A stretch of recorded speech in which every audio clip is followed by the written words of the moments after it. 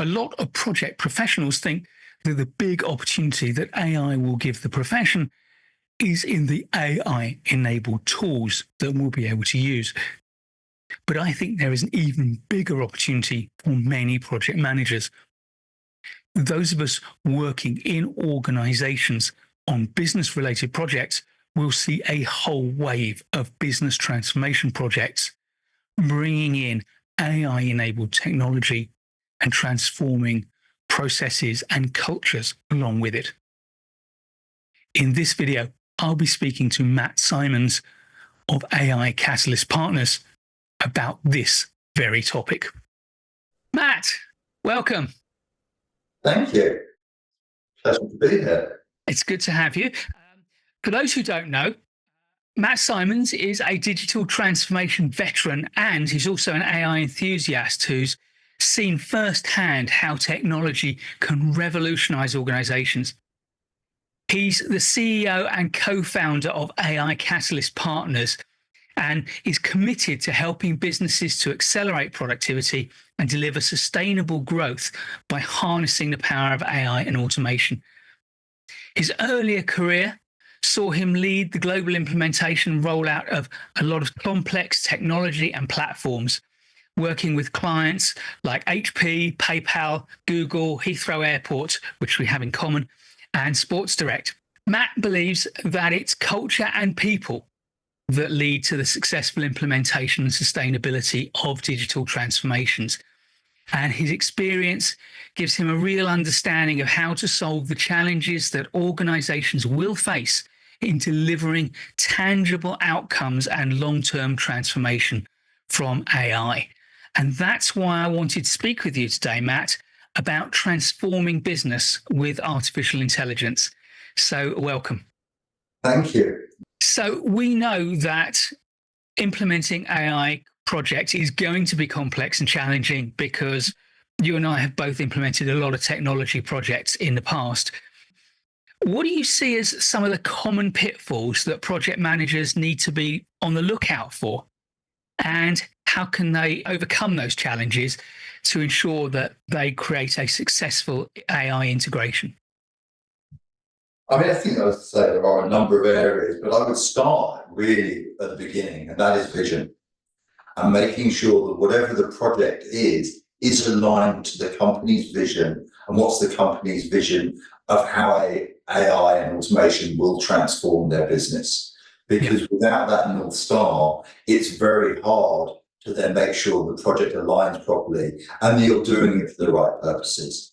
There's, as you and I, you say, we've long experience in digital transformation, just doing things because it's the new shiny toy, just doing it because it's the latest buzzword is not a recipe for success, and no more so than with AI. So making sure it's aligned to the vision that the company's trying to achieve, which obviously it does involve the company having a vision. Obviously that's not necessarily the project manager's responsibility, but encouraging that and making sure that when the specific project is aligned to that is paramount. Increasingly, project professionals are going to be engaging with portfolio design.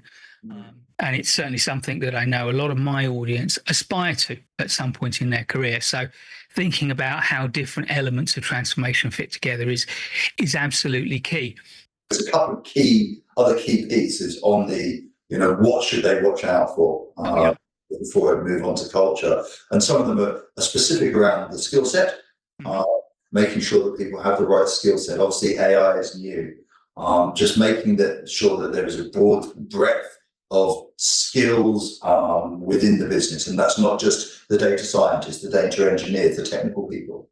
In fact, it's making sure it's the marketing team, the finance team have some literacy, AI literacy. So skills is a big one. And then from a very specific point of view, from an AI implementation perspective, data and the infrastructure that goes behind it. Because when your project managers are drawing up project plans, the dependencies of data, the cleanliness, the availability of data are absolutely key. And where we're seeing challenges within the market I look after, which tend to be smaller companies, or where I talk to colleagues that are looking after big companies, much bigger organizations. It's that data availability, and all of a sudden with grand ambition, great, it fits with our vision, but we can't actually achieve it. We don't have the right data, we don't have it in the right place. So that creates, a number of challenges, specific challenges from a dependency perspective. Yeah. So that's gonna mean really probably in portfolio terms, building a portfolio that starts with projects to make sure we've got this infrastructure to gather good, clean data that AI will use, I guess. Absolutely. No, it's definitely the foundation. It is the foundation. We call it the lifeblood of what I've done for technology marketing for many years, but it really is no more, it's even more important with AI. Yeah. So, and data as well has a cultural aspect to it. People have been quite careless with data for many years because either it didn't seem important or we didn't really have the infrastructure to capture it. Now we're going to need to be quite rigorous about it. If we don't change the culture, we've just got a lot of technology that's going to be a drag. It's kind of like you buy a new kitchen appliance. Unless you change the way you cook, you've just got another lump of plastic and metal in the cupboard that doesn't get used. So as project managers, part of our project needs to be to think about the cultural change that we're creating. And there will be people who say, well, that's the job of transformation leaders or of change managers, but they're all part of the project team. So what sort of strategies do we need to bring to bear to create a new culture that will embrace AI effectively? Yeah. I mean, I think though you're right, the project manager does play that role, but it's first off, it is absolutely key that there is senior stakeholder buy-in, the proper buy-in, not, oh yes, it's a fad, I should be doing this. And that really starts at the top for me. That has to come from the CEO downwards. And it's also not something that I believe the CEO can sort of pass off to, oh, well, it's the digital transformation person's, responsibility. That responsibility does need to set at the, start right at the top, and anything the project management team to do that can to encourage that and to amplify that message, I think is again the starting place. If some of your readers, viewers rather, may be interested in a book called Rewired by some of the McKinsey partners, which is really interesting because even beyond the digital transformations we've seen in the past, it is about transforming and rewiring, as McKinsey talk about, the whole organization. Yeah. And so that's quite an interesting read. So starting with that top-down thing, I think the next piece really is how do you engender the right mindset? There's always been fear about change and new technology, but even more so with AI. And everyone's scared, oh, it will take my job or it will do this. And so ensuring that or in helping, in enabling the right mindset, the right growth mindset within a business is absolutely vital to people being receptive to it, and people understanding how it can help them do their jobs, and therefore accept it and accept the technology, and make the project far more of a success. There will be a lot of resistance to change. I want to go back to your thing about senior people, because actually a far older book, but still relevant, is John Cotter's Leading Change. And he found that if you don't get that conspicuous sign up from the top tier of the organization, people will just say, well, they're not engaged, so why should I? Yeah. And I remember there have been just a whole number of waves of digital technology through our careers. And it was at the wave where all my clients, when I was at Deloitte, were putting in ERP systems. And I was running a large ERP implementation. What we decided to do was to take all of the functional leaders, the directors who led the functions of a FTSE 100 business, and ask them to create a business case for the components of the ERP that would serve their department. And therefore, we could create an organization-wide business case that would justify the expenditure. But what we did, and I think this is pretty good practice, was we got those functional leaders together and we asked them all to confirm that the consolidated business case properly represented the figures that their teams had gathered together and that we hadn't created any misrepresentation, that they were happy, that they would stand behind that. And when they all said yes, we got a clean copy of it and we passed it around and we asked them to sign the front page of that business case and tabled it as a board document.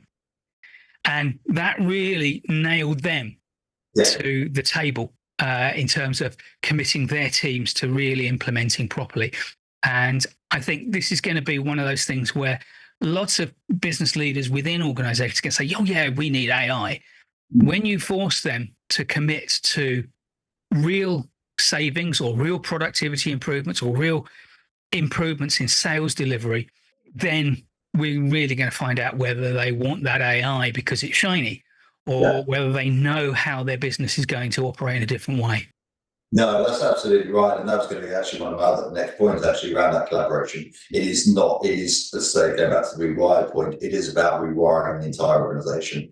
The HR needs to be different because you need different skills. The way you fund it within, it's not just funding the technology division now, the technology distributing those funds. You might be funding, a pilot in marketing, you might be funding part in HR, it might be in finance, whatever. So there's a fundamental difference to the way you need to apply AI to a big organization, and that does require huge collaboration. And I also do like that point about nailing people and getting them to commit, because again, I think that is absolutely vital to success, very much so. And with that, then I think allows the teams to feel empowered, because that's the other key thing. People have to feel empowered to try stuff. AI is the cutting edge, right? Where we are now is not going to be where we are in 5 years' time. Yes. And a lot of projects aren't going to work at the moment. Some work, some don't. That's why we're going to try stuff and have that culture of being able to try, being able to fail, being able to evolve is very important. So again, that senior leadership sort of cover, if you like, and real buy-in is absolutely vital.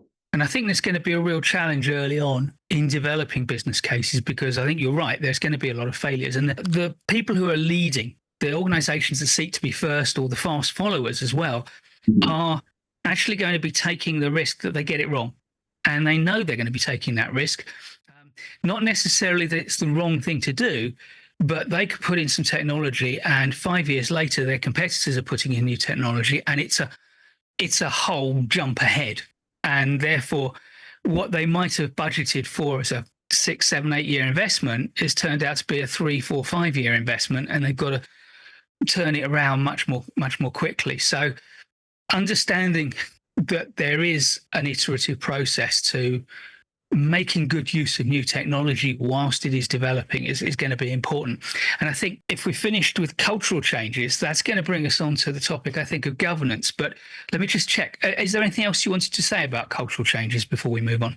Well, I think there's a couple of things. Just to pick up off your point, actually, which is, it is fast developing technology. So even, what was able 3 months ago, 2 months ago, and we will come on to how we measure it, may not have worked. The costs have dropped by 60% in the last 2 weeks. New model comes out, right? So things will rapidly evolve, and so you need to be able to be flexible. And so what at AI Camp Partners, what we're talking about with our clients is making sure that the process is right, the knowledge is there, the training, the processes, getting that piece right, and then drop in the new model or the new point solution, as it evolves. Because, GPT-4 comes out, GPT-5 will be out, relatively soon. It's again, it will transform everything.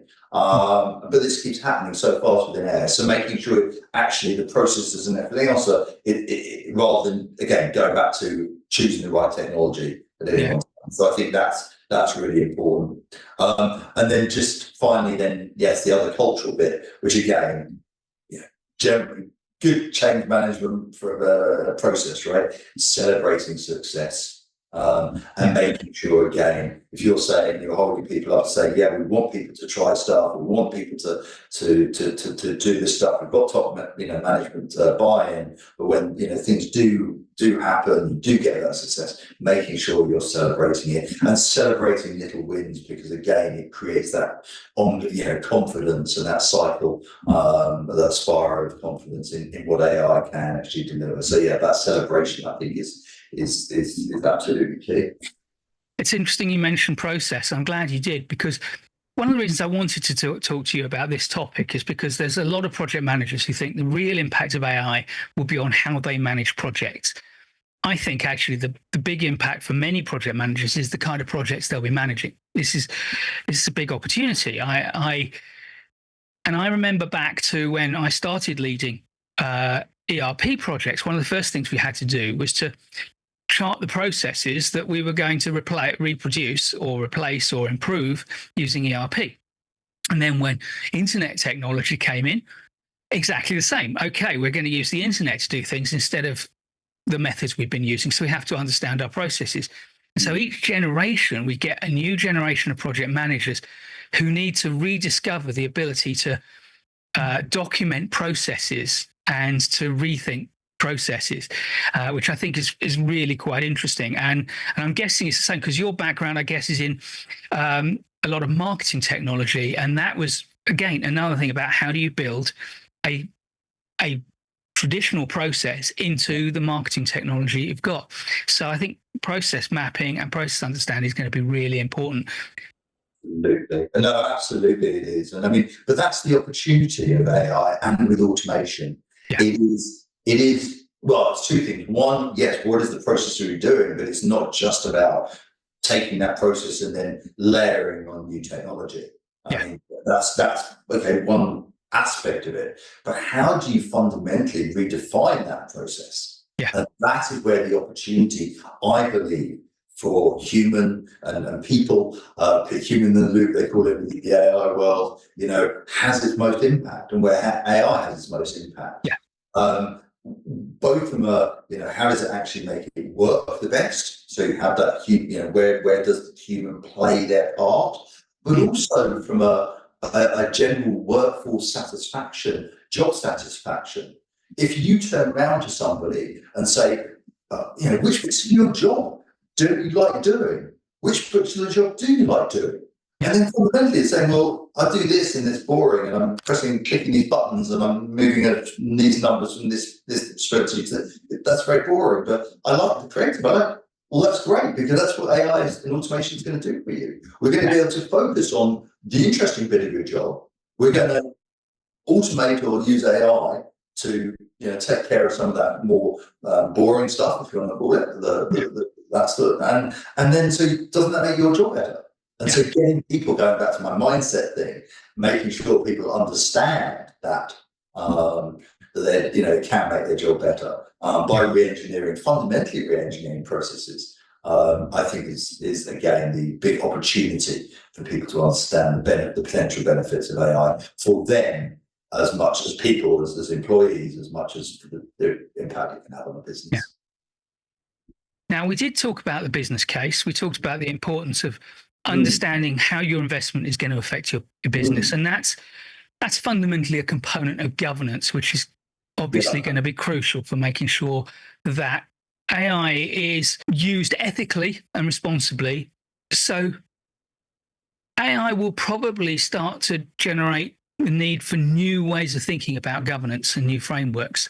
And I know you've been doing some thinking about that yourself. So what steps should project managers be taking to start thinking about effective AI governance? Yeah. So again, like many things with AI, there's a broader aspect to it. So starting engaging the wider stakeholder group. So it's not just about one department, multiple departments, different managements. What about your other stakeholders? What about your suppliers? What about your customers? And making sure that you are clear about aligning those values that all those different stakeholder groups have about their understanding about AI, what they want to see, what they don't want to see. And then that's the starting place for me to feed into, because it needs to be that broad view of it. Then, of course, there are evolving, this is the other fun, as well as the technology is evolving, regulation and the frameworks themselves are evolving. So starting to understand, but there are, if we've been having this conversation a year ago, most of that would have been in draft. Yeah. now. Actually, I think today was the auspicious day the AI EU Act sort of came into force, and companies now have 6 months to get themselves organised. There's 127 last count, so 127 different new laws either in place or coming into place globally. So there's a lot of regulatory change and keeping up to date with that. But finding that framework. So, for example, a great resource that we use, there's a Responsible AI Institute, which has got a lot of great the different frameworks that are based on the OECD, NEST, etc. Maybe put that into the show notes so people can find that. So there's some great resource there in terms of what those frameworks look like, and what sort of the starting place can be. Yeah, I think beyond the paper and developing the policies, I think one of the key crucial things for especially for large organisations is creating that sort of ethics committee, AI committee. And depending on how many committees you want and things, one could be looking at ethics, one could be looking at what the projects are and project governance, the governance of what they're doing with AI. Have one committee, two committees, depending, but having that place where everyone is transparent about who has control over over governance, where you go to for the business to have control and to make those decisions. I guess it is a key component of a good framework.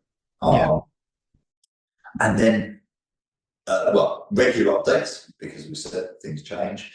And then for me, again, one of the most important things, communication. Communicate the policy, communicate it, go back to where I started this, communicate it to all the stakeholders, make sure that it is, if it's in your RFPs for your suppliers to do, is it, how you talk to your customers about it, and of course, making sure that your staff are well aware of what the policies are, what are their usage policies, what should they be doing, what are they shouldn't be doing, and just making it really clear and transparent, as well as allowing those mechanisms for feedback, because making sure that the people within the business, the stakeholders outside the business, feel that they have a place to be able to input into this. That transparency, again, I think will serve very well in a rapidly evolving technology and cultural sense of AI moving forward.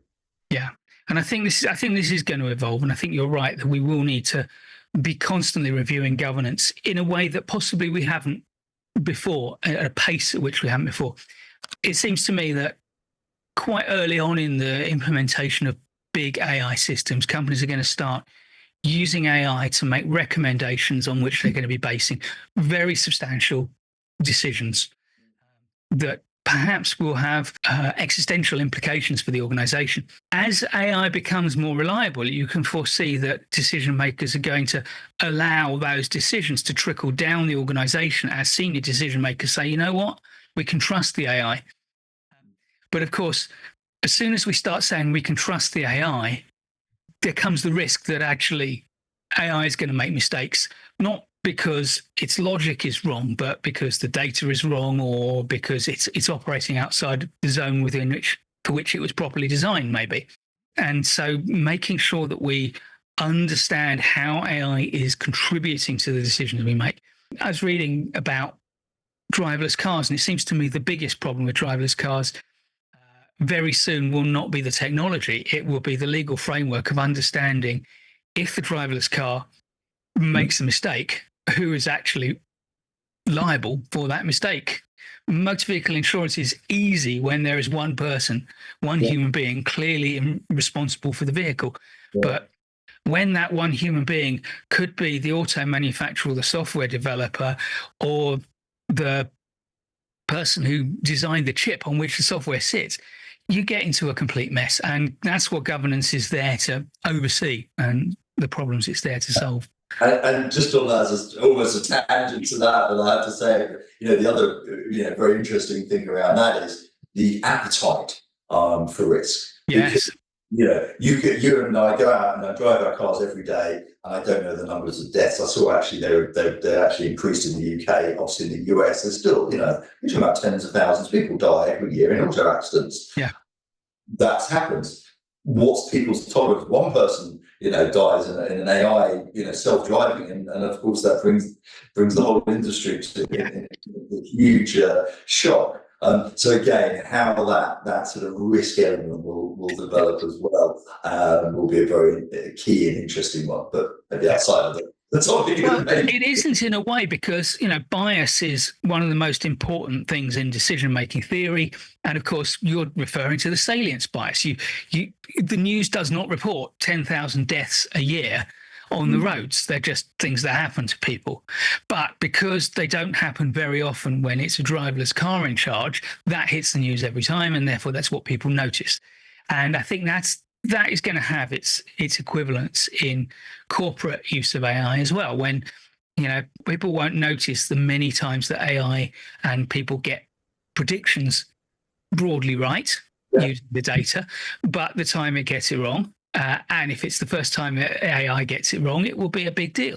So yeah, that's important. Another element, I guess, of the whole governance debate is the governance of the projects that implement AI. We talked about business cases being necessary to justify it, but then a business case is no use unless you use that as a benchmark against which to test your return on your investment. Because AI is not a shiny toy that we have because we like it and we can afford it. It's a tool that we buy if we can justify it. So how can project managers design projects that will allow the business to measure success of AI implementations? And in particular, it's no good having a good system that works really well if users don't adopt it, which comes back to your point about culture and resistance to change. So what should we be doing to think ahead about tracking return on investment? I think really it's well, actually you hit one thing definitely about the baseline metrics and setting up the baselines in various metrics. So you do get a good before and after story. But I think the big thing for me is creating this sort of balanced scorecard, right? And there's a number of different areas in there. Of course, your main financial metrics go back to what's the vision for this project as it aligns to the vision for the AI vision. Are we here to, is it about cost savings? Is it about increasing margin? Is it about increasing revenue? What is that? So that's one side. The operational metrics, how much efficiency are we gaining? We talked about process redefinition. Great. Well, now it takes us 4 days to do something, so 11 days to do something. So making sure that you're tracking those. Error reduction, so that some of those operational metrics. Just a quick one there, Klarna, which I don't know if you're familiar with Klarna, the fintech, I guess it is, company. Worldwide, they introduced AI into their call center operation. I can't quite remember. I think it was about $30-40 million they're going to save a year. But what was really interesting was the average time that the consumer spent interacting with customer services dropped from 11 minutes to 2 to 3 minutes. The time that they dealt with, the 25% less people had a repeat instance. So making sure that those sort of measures are really key. And that, for me, from my background as well, that's the sort of next one. The operational metrics. Then what are the customer metrics you're impacting? Is it net promoter score? Is it lifetime value? So again, keeping a holistic view on those. Absolutely. Yeah. Of course, I wouldn't forget then the employee metrics. So we're putting this in. What about employee satisfaction? Right? What about employee retention? Keeping track of those type of metrics, again, is in that border. The scorecard, I think, is very important. Yeah. And then finally, the AI specific metrics, because this is where and then things like inference costs. So inference costs, how much is it going to take to run this, week in, week out once we get this going. Yeah. The inference costs will change. As I said last week, our friends from OpenAI released 4.0 mini, 60% drop in costs. All of a sudden, things that weren't going to have a return, weren't worth doing, all of a sudden it becomes. So keeping a track of that Output quality, you talked about bias before, making sure you have some tools in place to be able to measure the output of the content. Is it, making sure that the model is working? Is it creating bias and things like that? So the AI specific metrics. So having that whole suite applied, I think, is the way forward in terms of trying to capture the most value. And I think one of the interesting things about this is actually going to be the breadth of the scale of the changes, in the sense that in a lot of traditional implementations that you and I have seen, you're looking at possibly single double digit changes in a lot of the metrics. But I think in some of the AI enabled metrics, we're going to see astonishing numbers. I was talking to someone about using AI to search through literally hundreds of thousands of options to find a best solution in a solution space. Now that is not going to translate into thousands-fold profitability improvements or sales improvements. So at the back end, we're going to see improvements with astonishing metrics against them. But I think we're still likely to expect to see that when we get to the things that really matter to businesses, like bottom line related things like sales performance, we'll probably be back at the normal sorts of levels. Possibly there will be some astonishing cases. Well, I think we are. I think one of the things that we talk about at Catalyst Partners is actually how those different small impacts multiply together. Yeah. So yes, you have a small impact of margin increase there. You have a small impact of process improvement there. You have a small impact of, I can retain, a bit more staff. Retain staff retention is a bit better. Staff productivity is a bit better. But all of those little bits then actually start to multiply and compound. That's what I was looking for. To compound and come together. So that's again when we're thinking about measuring success. And again, why I would suggest the broad scorecard is because there are lots of little things that add up. And in the future, who knows, that there may be some huge transformational numbers, but generally, especially for big businesses, it's those small little gains as they all add up have huge impact. And I guess that's the other thing I would say about measuring all of this, of course. Well, one is AI. You mentioned it earlier. I mean, the long it is for the long term. So yes, pilots moving into production. You've got to be careful with those results scale. So that's one. And I've spoken to several people that tried to take projects out of pilot and scale them, and all of a sudden the cost didn't work out compared to the benefit. So that's one thing. But also that realization and that acceptance that AI it is a bit of a early days. The stat floating around I saw recently was sort of 66%. When the different disillusion, the illusionment in the hype cycle, I think we've got 60% of people, senior executives in big organisations. Oh, well, it hasn't delivered the results we thought it would, and you're kind of in that now as well. Setting the right expectations and going back to everything we're measuring, but understanding that this is a long-term play for businesses.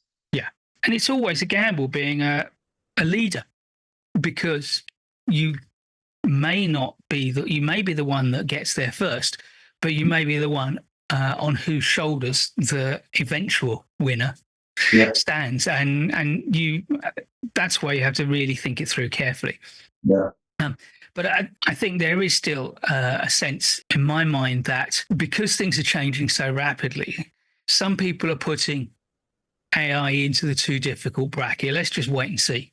And that's both in terms of businesses looking to implement who may therefore be missing an opportunity, but it's also professionals in pretty much any profession, but for us project managers, professionals who are saying, let's just see how it plays out. I think, I'd be interested to hear what you have to say. I think that there are huge opportunities for project managers to, firstly, to become leading practitioners in using AI, but also in some sectors, business project managers, as opposed to perhaps construction PMs or software project managers, but business project managers in particular, to lead these changes and to make them happen. So it's a huge opportunity.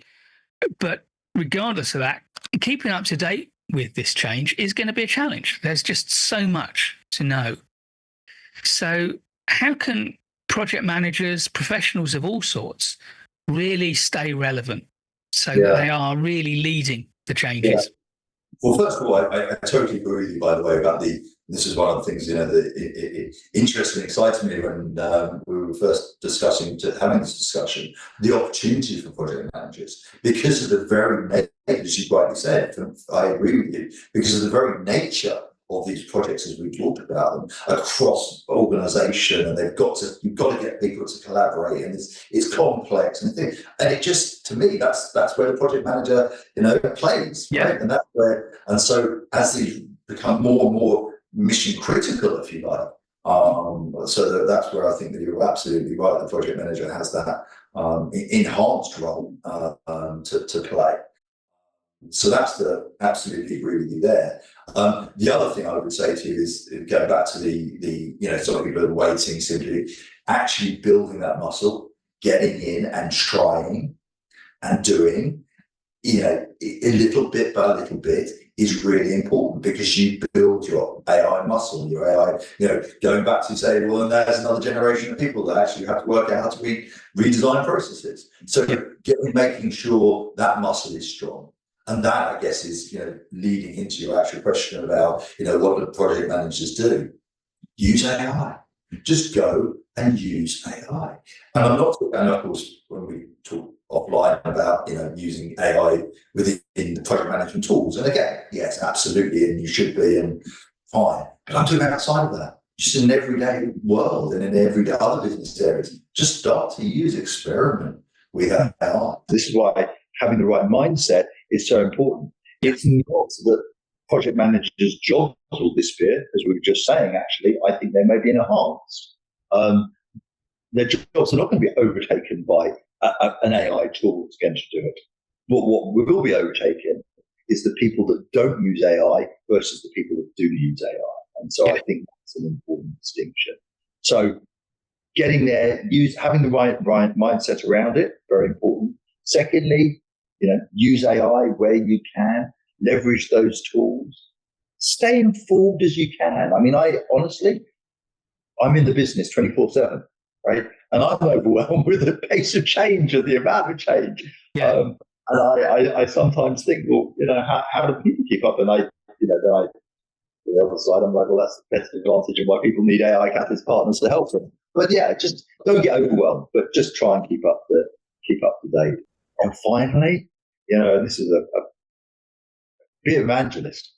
It's one of those things about learning. You learn best where you teach, and so go and teach people what you've learned. Be an evangelist for it. So setting yourself up to be the expert in this again expands the potential for PM roles of really exciting things they can get involved in.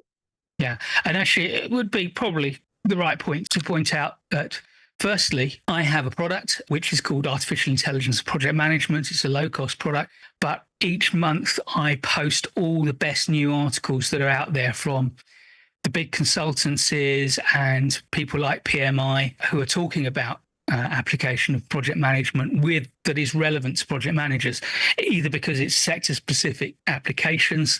So, if you're a healthcare project manager, then you read the articles about AI in healthcare.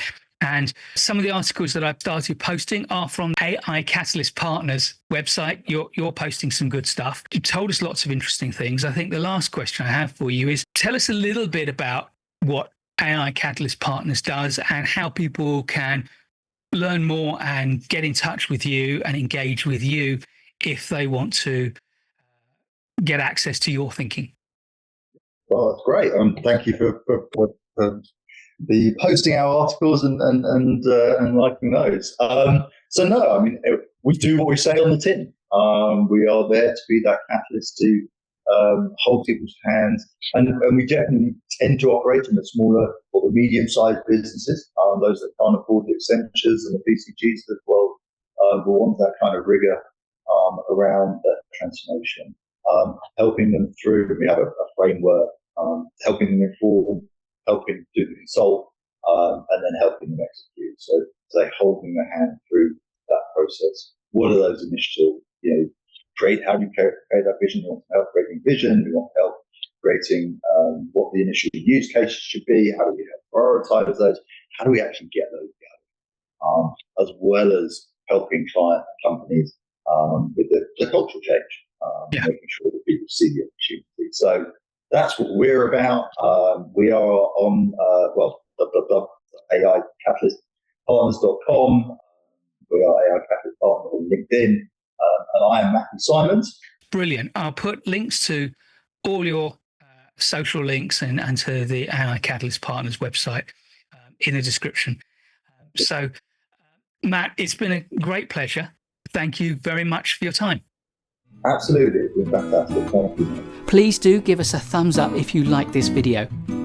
I'll be creating loads more great project management content, so please subscribe to our channel and hit the notification bell so you don't miss any of it. And I'll look forward to seeing you in the next video.